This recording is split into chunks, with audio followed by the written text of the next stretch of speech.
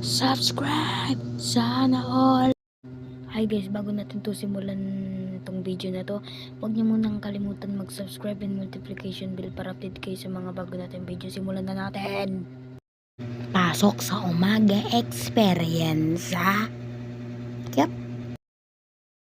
Guys, pag ginigising ako ng mga magulang ko, ganito ginagawa sa akin.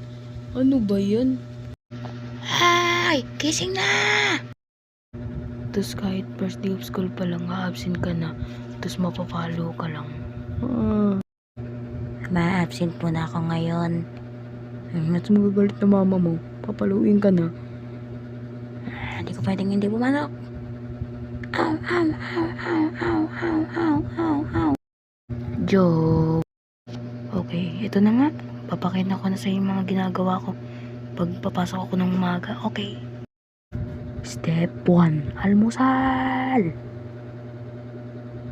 Ang aking almusal ay pandesal at peanut butter. Para ako'y lumakas.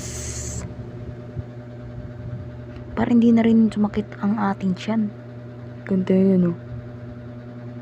Ang sakit na tiyan ko. Okay, next. Step 2. Mag-toothbrush. Ang mga kailangan natin ay toothpaste at brush. Dapat nagtutoothbrush ka. Ako nga nagtutoothbrush nga ako eh.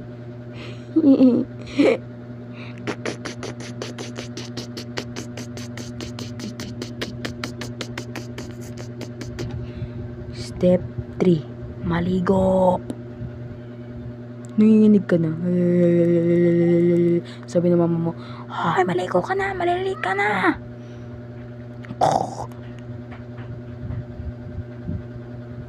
Okay. Step 4, magbihis. Ang aking mga binibihis ay sando, pantalon, uniform.